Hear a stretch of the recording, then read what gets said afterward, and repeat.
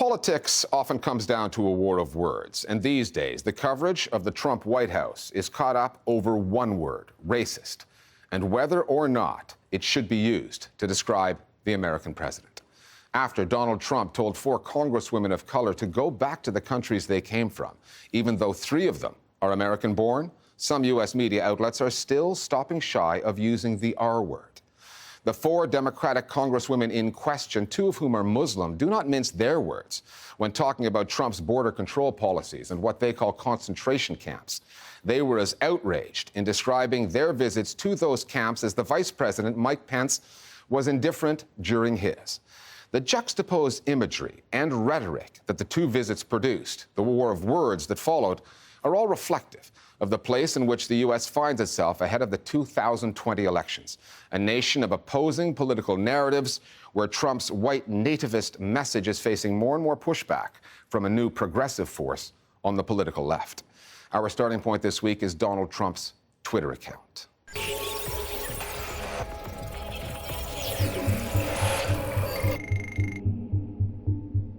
Where does one even begin when tweets like these come out of the White House? Had those 4 progressive Democratic Congresswomen actually taken President Trump's advice, left Washington, and gone back to the crime-infested places from which they came, Alexandria Ocasio-Cortez would jump on a train to New York City, Rashida Tlaib would catch a flight to Detroit, and Diana Presley would buy a ticket for Cincinnati.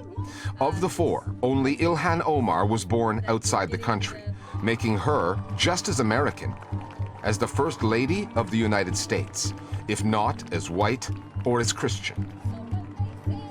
It shouldn't come as a surprise to anybody that the most powerful person in the free world, the President of the United States, is a racist to his core. We knew he was a racist when he openly announced that he thought that Obama was born in Kenya. Why doesn't he show the birth certificate? He believed in this incredibly racist conspiracy theory. We knew he was a racist when he said that Muslims were cheering the burning of the Twin Towers during 9/11, which was manifestly untrue.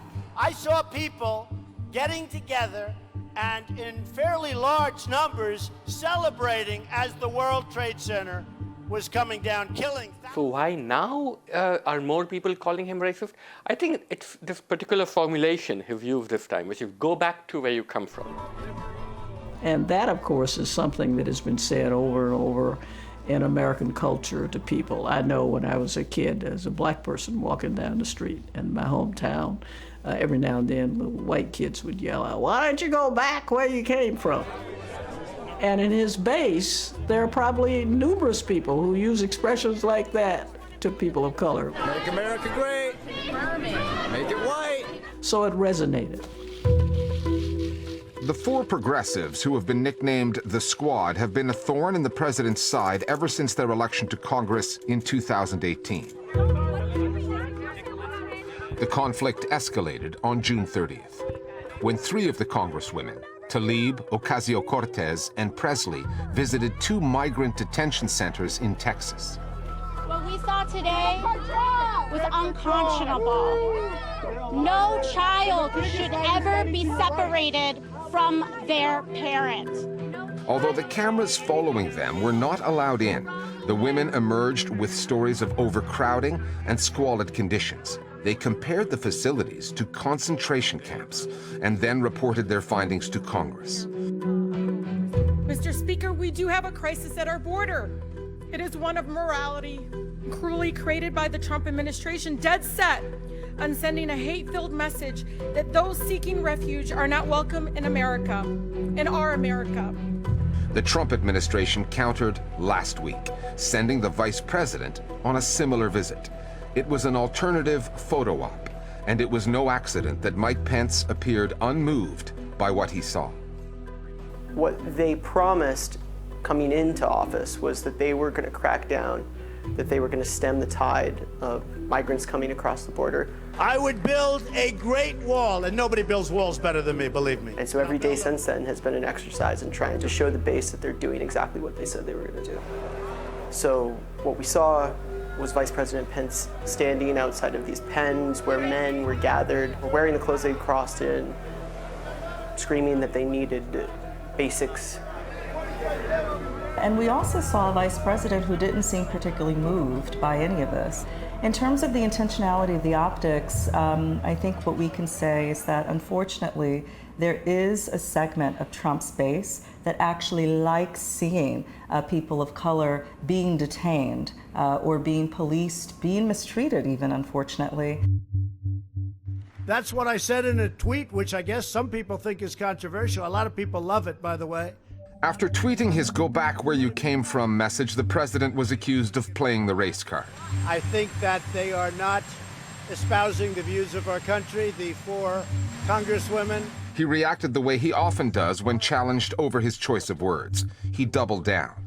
They can leave, they can stay, but they should love our country. Covering the story created a dilemma for American news outlets, in the same way that many of them are hesitant to call Donald Trump a liar when he constantly misleads Americans. There has been a reluctance to call the author of what are clearly racist statements a racist. There is a history in this country in debates about race to tell people who call someone a racist that you shouldn't do that, because being a racist is something that is psychological, that is inside a person. It is their personal attitude. And since you can't read their mind, you can talk in terms of their behavior, and you can talk in terms of the words that they use or whatever, but you can't say that person is a racist, because you don't know exactly what they really inside believe in. So that is why everybody was tiptoeing around and being careful and using the language in that way, because they didn't want somebody to come back and say, well, how do you know I'm a racist? This president has made it pretty clear what's in his heart from the very beginning. And even if not, we can look at his actions in office. We can look at what he's doing on the border. Those actions speak for themselves. Okay, the comments from the president are just the latest in a long list of racially incendiary remarks. There have been a number of journalists from the very beginning who called out this administration for exactly what it was. Maybe other legacy institutions or journalists are slower to come to these realizations, but it's not been a secret. So part of it is how racism works within the media. Racism isn't just an issue that journalists cover, it's also part of the environment in which they work. 86.5% of all editors in the United States are white. 3/4 of news organizations have no people of color amongst their top editors. So what that often means is a lack of sensitivity to the coverage of racism, as well as a lack of training. And if you don't have diversity in the newsroom, then you're going to be in an echo chamber and not have really effective coverage of the problem. Especially if you're Fox News, where the lack of diversity on the screen and the lack of sensitivity in the news output are both by design. Fox has not and would not call President Trump a racist. The politician and America's most watched news channel feed off each other. And it is likely no coincidence that Fox anchor Tucker Carlson was laying into Somali-born Congresswoman Ilhan Omar, calling her a racist who hates America just before Trump was. After everything America has done for Omar and for her family, she hates this country more than ever. 4 days later, the president sent out those tweets. 3 days after that, there was Trump at a rally in North Carolina.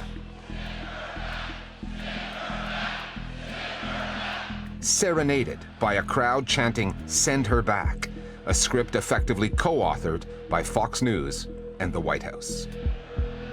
Donald Trump, if not, has never been President of the United States of America. He's President of the United States of Fox News watchers. 94% of the people that watch Fox News are white. He really doesn't care if people call him racist. He can manipulate the media like no one I've seen. Trump, like most populists, is an incredibly gifted storyteller. And like Duterte, like Erdogan, like Modi, populist is someone who can tell a false story well. We will never give up. And the only way you can fight this kind of person is by telling a true story better.